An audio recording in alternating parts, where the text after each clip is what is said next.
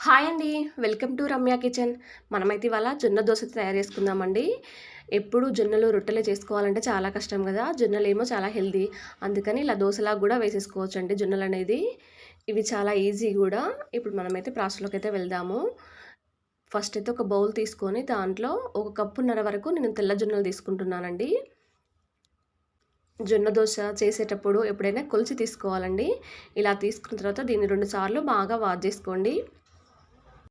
ఇప్పుడు నీళ్లు పోసుకొని మనం వాష్ చేసుకుందాము. జొన్నలు ఫస్ట్ వాష్ చేసుకున్న తర్వాతే మినపప్పు అనేది కలిపేసుకోవాలండి.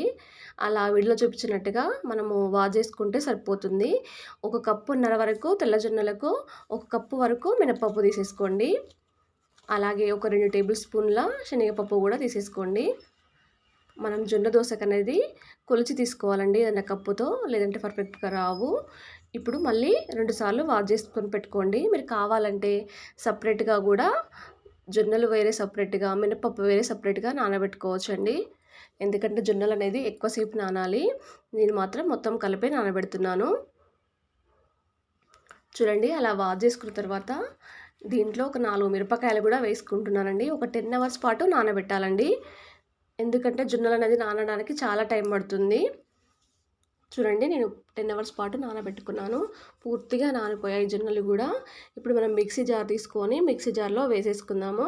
అంతా మొత్తం వేసేసుకొని ఒక 10 నిమిషాల పాటు మిక్సీ పట్టేసుకోవాలండి మెత్తగా. చూడండి అలా మెత్తగా పట్టేసుకుంటే సరిపోతుందండి.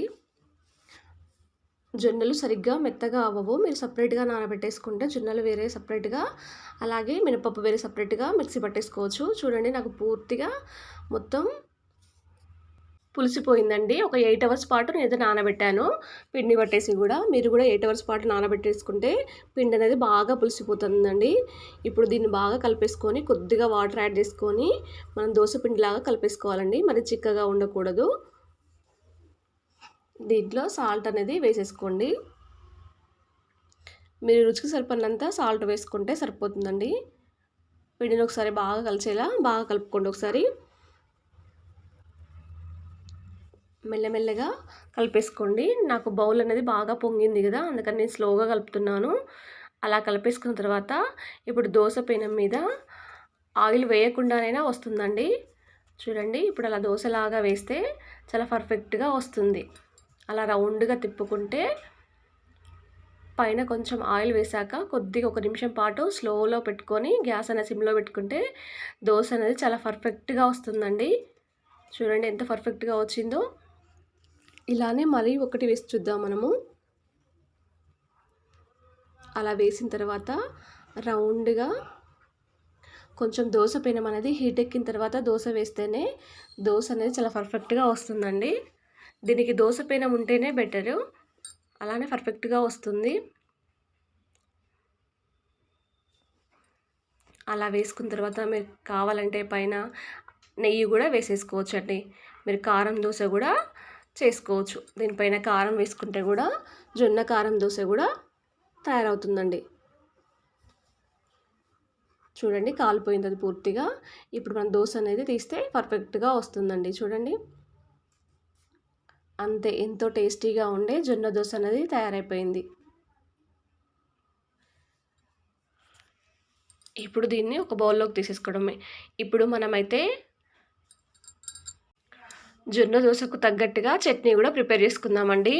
ఫస్ట్ అయితే ఒక బౌల్ తీసుకొని దాంట్లో ఒక 2 టేబుల్ స్పూన్ల వరకు ఆయిల్ అయితే వేసేసుకోండి. ఒక కప్పు వరకు పల్లీలు తీసుకొని కొద్దిగా దోరగా ఫ్రై చేసుకోండి.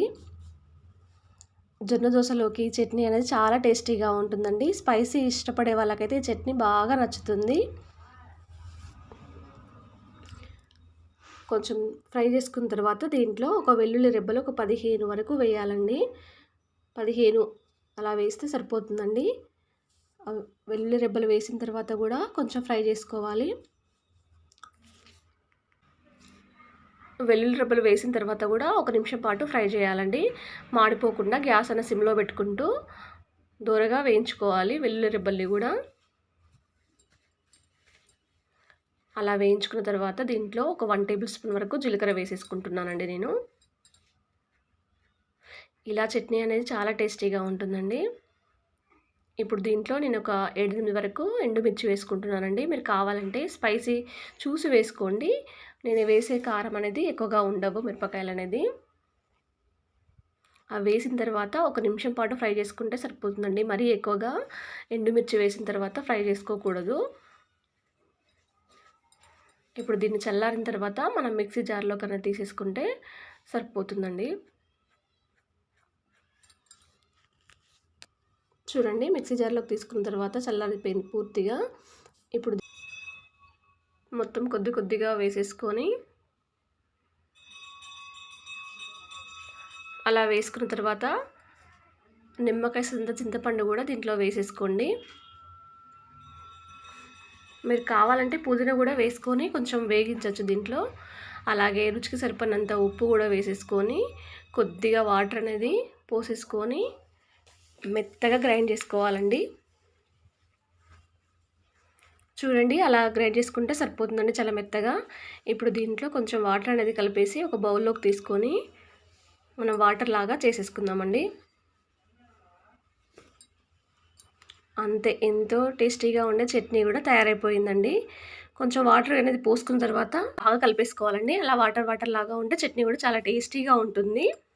మీరు కావాలంటే పోపు కూడా వేసుకోవచ్చు. నేనైతే పోపు వేయట్లేదు. అంతే, ఎంతో టేస్టీగా ఉండే జొన్న దోస చట్నీతో తయారైపోయింది. ఒకవేళ మీరు ట్రై చేసేది ఉంటే నాకు కామెంట్ బాక్స్లో కామెంట్ చేయడం మాత్రం మర్చిపోకండి.